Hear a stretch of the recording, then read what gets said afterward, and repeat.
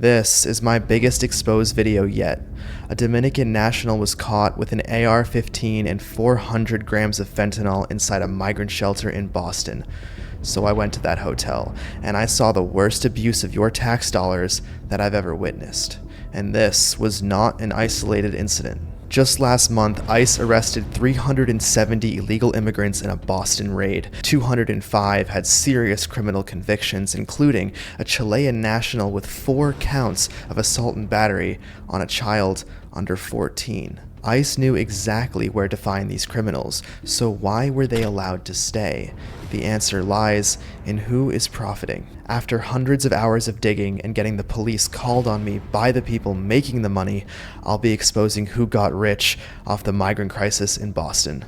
Welcome back to the Nate Friedman Show. First things first, we need to see if after the incident, if this hotel is still a migrant shelter or if they closed it down. Right as I walked toward the hotel, security came out. Got a quick question for you. I'm a YouTuber that goes around and I review hotels. Is it possible to stay the night here? It's a shelter. Oh, it's a shelter? How long has it been a shelter? Because I when I tried to book a night, it said it like I couldn't. Like how long? You can't. Okay, how long has it been a shelter for? I have no idea. How long have you been working here? A lot of questions. I know, but I'm a citizen. Yeah, but I really don't want to answer. Okay. Is there somebody in there that would want to talk? No. It's a shelter. I know, but as a tax-paying American, you know, I want to know. Yeah, but you don't have to know. I don't have a right to know? You don't come in with your cameras and I can, it's my right. but they have a right not to talk. Yeah, so I have a right not to talk. Absolutely. So Right. Absolutely. So I'm just gonna go in there and see if someone wants to talk. There's nobody there. Well, who's taking care of the migrants then? Excuse me? Who's taking care of the migrants then? I'll tell you what. Yeah. When I'm done with my cigarette, then you can go in there. But he there's nothing he'll say. How's that sound? It's worth a shot. Before walking in, I have to say maybe if they put this sign up before, we could have avoided all this crime. No weapons and no drugs allowed inside. I can't believe someone didn't think of that before. You'll also see signs translating very simple phrases in Spanish and Haitian Creole. You can see this kid walking out with his mother while holding car keys. Now, we were told that migrants were really struggling while living in these shelters. Well, then how do they have a car? We will get to that. How you guys doing?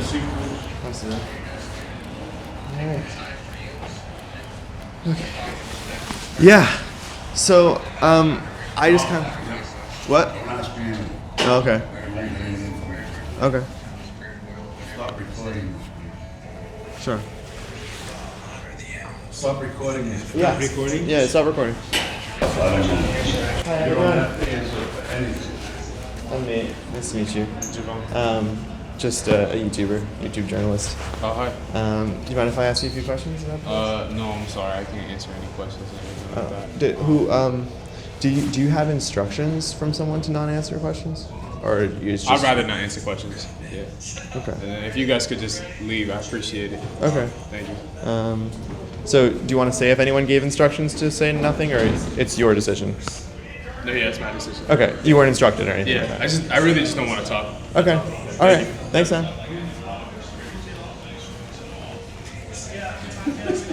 There's a migrant sitting in the lounge area of a hotel on a Friday morning, paid for by you. What if I told you he's also getting 3 meals a day that's costing you $42 per meal? This is where the fraud comes in. The government did a contract with this hotel managed by a nonprofit named Elliott Community Human Services. In the contract, it states that Elliott is paid $128 per day per person for the contracted 3 meals. That's a little over $42 per meal. This is a picture of one of the meals. That doesn't look like a Michelin star meal. It looks a lot more like serious fraud that Doge and the DOJ should look into. The contract states that $12.5 million was given to provide 90,000 meals to migrants in just 1 year. So who is doing the stealing? Could it be Melinda Matthews? She's earning $417,000 a year managing the nonprofit Elliott Community Human Services. Just because something is called a nonprofit doesn't mean that someone isn't getting rich. Matthews also became a donor of Maura Healey, the governor of Massachusetts. Massachusetts is expected to spend more than $1 billion on the migrant crisis this fiscal year. The reason why security and everybody is being so cagey is because people are profiting off that $1 billion, and they don't want to lose their jobs. Now, normally when you're the CEO of a nonprofit, you want your work talked about. Yet this is Melinda's LinkedIn. No photo, no posts. If you try and find this woman, it's pretty much impossible. On their website, there's no photos of the leadership team. Odd. Look at their tax filings. They spend $143 million on compensation alone. Of their $219 million in total revenue, $156 million came from the government. For other professional fees, they put $6.5 million. Now, that amount of money should 100% be broken down, especially as a tax-funded nonprofit. And nowhere on their 990 form do they list anything about migrant shelter spending. We know that they were paid at least $34 million to run 3 shelters, but we practically know nothing about the spending. But after that $157 million in government funding in just 1 year, this migrant shelter running nonprofit has over 132 employees making over $100,000. It seems like they're working there not just for their love of humanity. In fact, you've had staffers inside Elliott Community Services blow the whistle on the crime that's taking place inside their shelters. Like, for instance, when a father who AR'd and impregnated his own 14-year-old daughter. Then the state gave the father a tax-funded ride to another shelter. Why wasn't this monster reported to the police right away?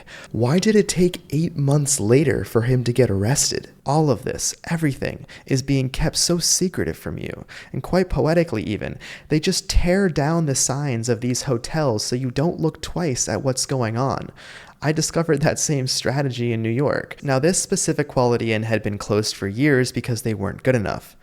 Then the government comes along and bails them out and keeps their empty hotel at maximum occupancy for years.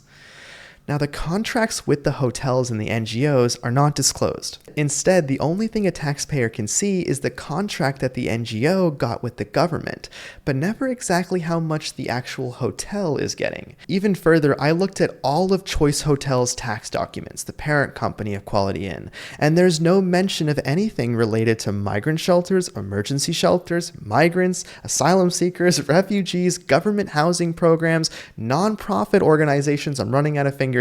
You get the idea. No mention of any of this happening. As I walked outside the hotel, I saw a woman with a clipboard walking toward the front entrance. Hi, do you mind if I just ask you a quick question about this place? Is that okay? Not really, because I'm here on a professional matter. Oh. But I'm not authorized to speak to anyone from the press. I'm sorry. Are you with the government? I can't say anything. I'm sorry. I'm just not authorized to. Okay. Thank you. Then this car just pulls up right to me. How you doing? You can smile. It's okay. It's allowed. Hi. Hi. Was that? Yes, we are actually. Are you working with the shelter at all? Yes, but I need to know, who are you guys looking for? Oh yes. Because we do not allow cameras here. You don't- I'm the site director here. Oh, you're the site director. Yes. Okay, that's amazing. I would love to talk. No, I What? Well, what does a site director do? Can you explain? Do you want to say what a site director does? No? Okay. Bye-bye.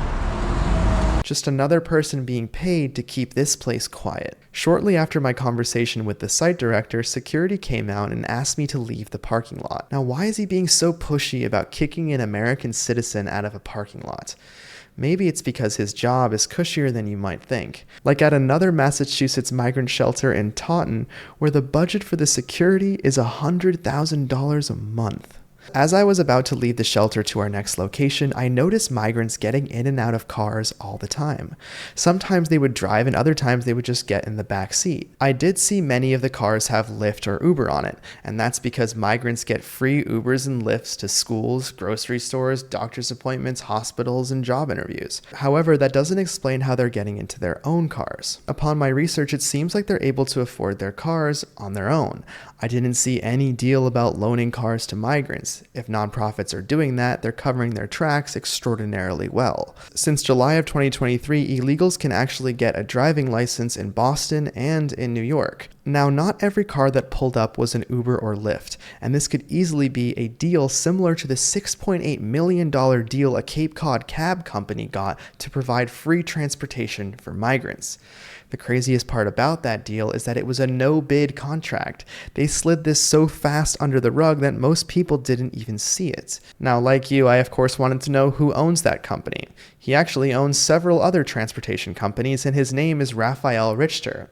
It's a shocker that he is a board member of the Community Development Partnership, an NGO that supports affordable housing. He also made political contributions to Massachusetts State Senator Julian Sir in 2022 and 2024. The migrant crisis in Boston is covered in these no-bid deals, just like another one where a restaurant in East Boston named Spinelli's got $10 million to deliver food for 8 months to 30 different migrant shelters. The restaurant owner was an active political donor and had given Governor Healy and Governor Kim Driscoll $7,500 since 2019. Roberto, the owner, declines to speak with any journalists. I cannot imagine why. State officials justify these no-bid contracts by saying there's an urgent need to supply meals to shelters lacking kitchen facilities. Right, so the solution is to give $10 million to your political donors. There's nothing else that could be done. It's all under the guise of it's an emergency. Our next stop is a veterans shelter in Chelsea, where they've converted a huge part of it into a migrant shelter. But before we walk in, I want to tell you something important. The migrant crisis isn't just hitting America. In fact, it's a lot worse in Europe. I want to go there to follow the money and investigate how U.S. taxpayer dollars are being used overseas to facilitate their migrant crisis. And one of the ways I prepare for that kind of reporting is with Ground News. It's an app and website that compiles over 50,000 sources from around the world into one place. And it shows me how different stories are being covered or ignored by the left and the right. For example, when the Trump administration sold 1,000 gold card visas in a single day, raking in $5 billion, it got just 13% coverage on the left. The New Indian Express frames the gold card as a scheme, while Fox News emphasizes how it can be a remarkable game changer.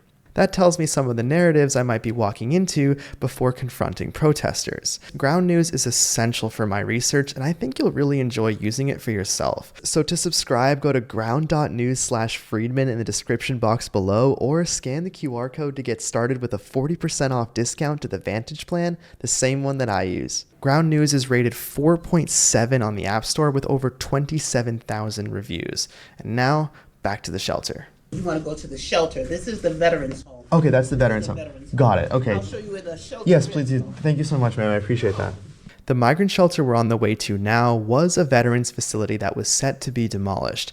Instead, they kept it from being demolished and changed it to a migrant shelter. The state did build a new veterans facility adjacent to the migrant shelter, but a lot of people were left wondering and concerned why migrants could stay for free and veterans had to pay $30 per day. Hi, how you doing? I got a quick question for you. So I'm an independent journalist and I'm just doing some reporting in the area. And I was wondering if I could speak to somebody about the shelter here. Is that okay? Just a quick couple. No. Wait. Okay, sure. Take your time. Hi, good morning. Hi. Unfortunately, we can't talk about what's going on, but you can go to our 63 if you have any questions, okay? There's something so creepy about how she said we can't talk about what's going on. Which building is it? You can go to our main location, which is at Survival Center, so it's 63 6th Street in Chelsea. 63 6th Street? Yeah. Okay. When you say you can't answer any questions, were you instructed to not answer So any I can't questions? answer that one. Thank you. Okay. Enjoy my money. Wow, that's pretty mean. Oh, hello.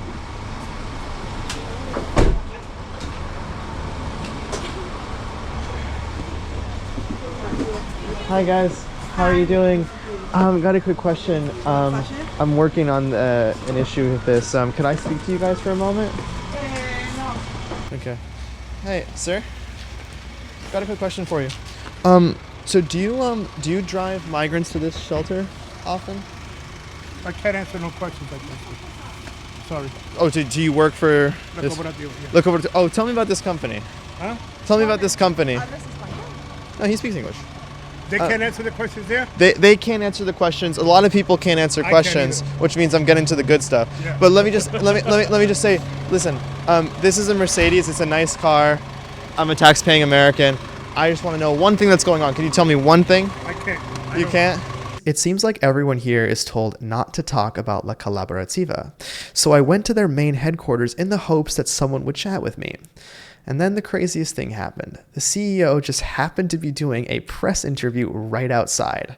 I translated that interview, and at no point does she mention the migrant shelter that she's running just a mile down the road. Yes, I see you were doing press. I'm also press. I heard about something going on here. This is Okay, exciting. so we're doing a training on domestic violence and Yeah. the impact of domestic violence in vulnerable communities. That's what we're doing. Amazing. Thank And you. you guys are from? I'm originally from Boston. Yeah, Okay. yeah. So I was wondering. Mi mamá nació en Guatemala, por eso. Okay, okay, Yeah. okay. So what does the company do exactly? It's a food pantry, right? So, no, over there is our food pantry. We Yeah. do different things. Okay. We have a food pantry, and here we have wraparound services for every person, including citizens of the United States, documented or undocumented families that come. This is a project that we serve everyone in the community, regardless where you come from. Sure. And that includes the migrant shelters that are in the area? The migrant shelters? Yeah. Yes, yeah. Oh, okay. So how does it work? So did been with the company for a couple of years? 36 years. 36? Yes. Oh, amazing. So how does it work? Does the government approach different contractors to see who can house the migrants? How You does know that what? work? When it comes to immigration and the shelter, I'm not allowed to speak to it because the governor has their own media person. So if this is about interviewing me about, the Oh, shelter, no, it's nothing like I'm that. It's something like that. So wait, you said the governor? So the governor's office Okay. has a communication office Yeah. that deals with everything related to the shelter system. Okay. I cannot speak to you if you want to know about the shelter. So the CEO of the nonprofit that is managing the migrant shelters is not allowed to talk about it. Clearly, there's a lot to hide.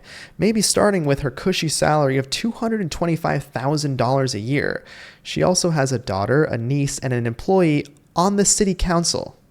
I bet that comes in handy. In 2023, the government gave $374,000 in American Rescue Plan funding through the Community Food Project's competitive grant program to La Colaborativa. They got another grant for workforce training programs that was $400,000 split between two different nonprofits. Now, guess who was on the advisory board of the American Rescue Plan Act? Gladys Vega, the CEO of La Colaborativa. Seems like a minor conflict of interest. Now, the government also issued $9 million in government grants to La Colaborativa in 2023, which is 58% of their revenue. This idea of our money going toward an NGO that spends a large portion of their time collecting more money from the government is really quite odd. You take this image, for example. We effectively paid for this photo op with a congresswoman giving La Colaborativa $300,000. So they get $9 million, and what do they spend it on? Look at these elaborate award shows they have. Do you recognize who's on stage? Now, it could easily cost at least $10,000 to shoot any one of these commercials that you see covering their website. And what about paid activism? This is the CEO demanding justice for public housing tenants. This is the CEO campaigning for a state rep. And her director of emergency assistance, who is also on the Chelsea City Council, is seen here at a protest. Now, were government funds allocated for her to block the road and shout in that megaphone? Here she is again outside the State House advocating for more rent control. That's not authentic protesting because a big part of La Colaborativa is providing eviction assistance for their residents.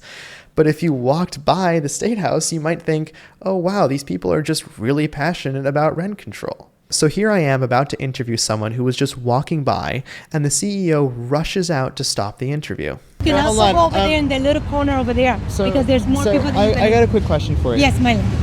Yes, tell me. Yes. So this woman right here Yeah. has nothing to do with your organization. And I just talked to her on the sidewalk, and you came out to prevent that interview. No. So I just don't know who you are. You grab me over there. If you introduce yourself and you tell me I'm a student, I'm doing a story, then I really appreciate it. You have to understand that I have had people coming to La Colaborativa into services a la colaborativa, and the people that come from the food pantry, I have had situations, and you can read about it in the newspaper, where our community members have been chased or have been harassed, and because you didn't introduce yourself, and I don't know who you are, if you're a student who wants to do journalism or who's doing, I can line up. So she went on for a while and told me that she can line up people to speak to me, and that the only reason she stopped the interview was because I didn't introduce myself. My name is Nate Friedman. Could you bring somebody out that could talk about the migrant hotels that you guys are facilitating? Okay, so once again, on the hotel is not a conversation that I can have just because. So how do you feel after 36 years that they don't let you talk about something? You've been there for 36 years and they're not letting you talk. They basically, part of the conversation is part of what we've been told is that they have a communication, and that we are there to serve. We were not hired to talk to the media. We were basically assigned to help the families. And let me tell you, it's not longer a migrant shelter. So that is no longer the case. The shelter is no longer a migrant. It's a shelter for the residents of the Commonwealth, including citizens. If you were to see the residents of the Commonwealth. So I just went up the block. So you're telling me that all the people that are in that shelter are citizens? Not all of them. A combination. Okay. That's a so it is a migrant shelter. No, it's not a migrant shelter. It's not just a migrant shelter. Sure. So no, it's not just part a of migrant. it though. There's people that were newcomers. There's other migrants that became unhoused, and then they seek, but they go through their selection process. But for your information, if you were to ask me that probably 9 months ago, if it's totally a migrant back then, it would have been completely a majority immigrant shelter. And many of them were newcomers. Right now we have citizens, we have a combination of many different families that are there. And how long is that shelter going to be open for? We have no idea yet. The CEO says I need to speak to the governor's office. She has no idea when the migrant shelter she runs will be closed. Then why did state officials say that the shelter, La Casita, would only be open for 6 to 12 months? Yet the shelter opened in April of 2024. I feel like the CEO would know if the shelter is going to be closing within the next 2 weeks. She told me that the food pantry was for everyone, so I went over there to see if I could get some answers. Within about 30 seconds, someone wearing a La Colaborativa jacket demands I stop recording. This is private property. You need to get out. We'll call the police. Thank you. I don't need to have a conversation. You need to go outside. Okay, let me just tell you something. Let me ask you one question, okay? I just spoke to the person who's worked here for 36 years. Yes. Hold on. Can I finish my question? No. I can't finish my question. No, you need to go outside. So this is the executive vice president. Does this look like behavior of someone with nothing to hide? She earns $222,000 per year, and I guess part of her job description is to kick out independent journalists who are just filming the area. I also, at this point, hadn't actually asked anyone a question at the food pantry. You guys need to go over there. This is private property. She said that anyone can come here and get food. Yes, documented, but you harassing our members by videotaping. Who did I harass? The people that come here need to be served Who did I harass? Excuse me, I'm not talking to you. The people that come here needs to be served in a dignified way, not being videotaped. You need to go over there. It's my property. Go outside. Thank you. Wait, you own this? No, we don't own it. We lease it. So thank you so much. Outside. She owns it. We lease it. Oh, you lease it from him. You don't need to know that. You can. It's a private. Okay, so you're not the owner. So you're not So the we owner. So you lease it. We lease it. Once again, You can't cover a camera. You're harassing me now. No, just I'm harassing in the property. So go outside. Thank you so much. So here I am waiting for the cops to show up after filming a food pantry for 30 seconds. Officer, these two people trespass. Officer, these two people trespass or food pantry. Just make sure that they need to understand this is private property. Thank you. He cannot be in here. Harassing our members getting food. Okay, I wasn't harassing. What harassment was I doing? I did want to ask, what's the harassment? Huh? What was the harassment? He was videotaping inside our private property. So yes, he cannot do that. He can do that outside, as I suggest. So he's an independent journalist. Okay. He wanted to come inside, ask a couple questions, ask people things. She's saying She's saying that he was harassing them, and that they're trespassing. The trespassing for what? It's open to the public, I believe. It's not private property. He has every right to record. No, private property. This is who owns it? We have a lease. You have a La lease? colaborativa. Okay. I didn't know who owns this stuff, Yeah, but he la has a right. You colaborativa. might not too close to me if you don't mind. Thank you. La colaborativa has a lease. Okay. You can So ask the chief. yeah, well actually if it's private property, but he can fill from out here. Absolutely. And if anybody wants to answer his questions, Yeah, he's more than fill. exactly. Is that good with you? Yeah. Okay. We are going to get some answers of how La Colaborativa has private property under a bridge. Now, that is extremely rare in the United States because bridges are almost all owned by the government. So they actually did get this area under the bridge as private property. On a technicality, they got it as private parking. Although, with the exception of this Mercedes, I don't see too many other cars here. The lease for La Colaborativa is 28 pages long. Now, one section of one page refers to the parking lot. The lease exempts La Colaborativa from standard procurement laws. They didn't have to go through public bidding or any standard competitive process usually required for state property leases. There also is no mention of how much La Colaborativa is paying to lease this space. The lease also only refers to them owning a portion of the parking lot. So, is it right for taxpayer money to be given to a nonprofit in this secretive of a manner? Given this shady lease, it's pretty convenient that the president of the board at La Colaborativa is a detective at the Chelsea Police Department. There's obviously a lot being hidden from us, and I think we're still at the tip of the iceberg. The biggest grant to La Colaborativa was $5 million from Atrius Health Equity Foundation, which is a subsidiary of a for-profit company called Optum. And who owns Optum? United Healthcare, the biggest health insurance company in the United States. Why would a health insurance conglomerate pump money into a nonprofit that houses illegal immigrants? Now, could it be to gain access to a database of millions of people who are here illegally? There's clearly very big companies that are wrapped up in this, and my investigation into these NGOs will continue. If you'd like to help me, please email me at nate@natefriedmanshow.com. Now, I'd like to leave you with a few things that have been on my mind consistently while working on this video. Every city council member in Boston, every congressman, the governor, and the senators in Massachusetts are all Democrat. There's nobody to push back on any of this. Boston says they want diversity, just not diversity in ideas. Look, every person we spoke to dodged basic questions. Why does everything need to be so hidden from the people that are paying to facilitate it? You or I can't look up any of the forms of how much money is specifically going to migrants within these NGOs. There are very few exceptions. There are practically no line items in the contracts that detail where our money is going. I also think that no-bid contracts should not be a thing. That builds very little trust with the American people. Overall, there is a huge lack of transparency as to where our tax money actually goes that gets funneled into these NGOs. So a question I have for you is, should government-funded NGOs exist? Thank you for watching this special episode of The Nate Friedman Show. Definitely, guys, check out Ground News. Not only is it a great way to stay informed, but it truly supports the channel tremendously. An episode where I went to interview elite IDF soldiers on what they've seen in Gaza and Lebanon is on your screen right now, and I'll see you there.